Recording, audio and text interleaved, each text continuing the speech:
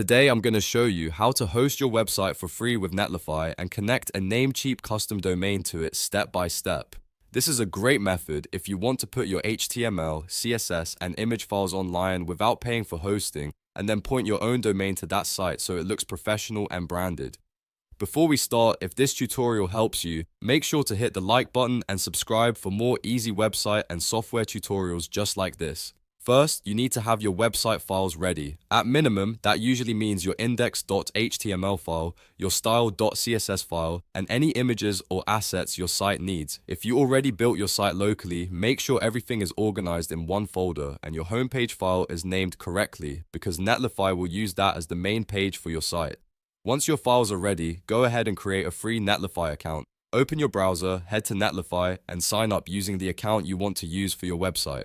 The free plan is more than enough for basic static sites, portfolio sites, landing pages, and simple business websites. After you sign in, you'll land on the Netlify dashboard. This is where you'll upload your website files. Look for the option to add or deploy a site, then choose to upload your files. You can usually drag and drop your entire website folder or select the files manually. Make sure you upload all of your site assets, not just the HTML file, because missing CSS or images can cause your site to look broken. Once the upload is complete, Netlify will automatically deploy your website and give it a temporary Netlify address, something like your site netlify.app. You can click that link right away to preview your live website and make sure everything is loading correctly.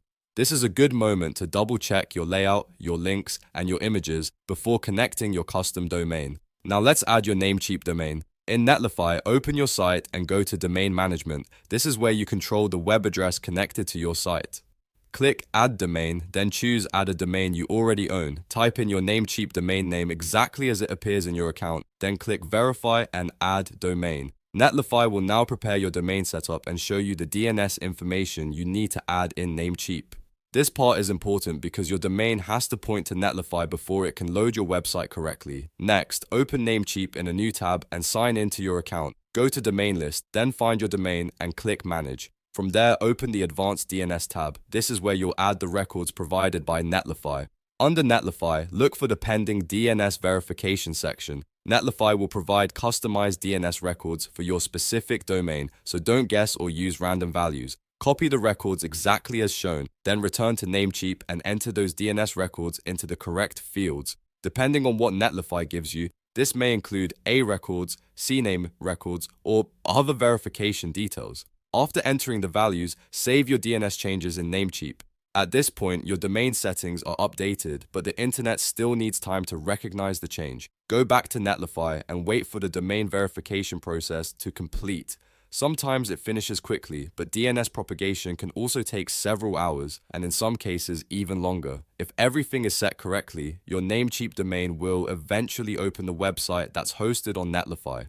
That means your site will no longer just live on the temporary Netlify address. It will load from your own custom domain, which is much better for branding, sharing, and looking professional online.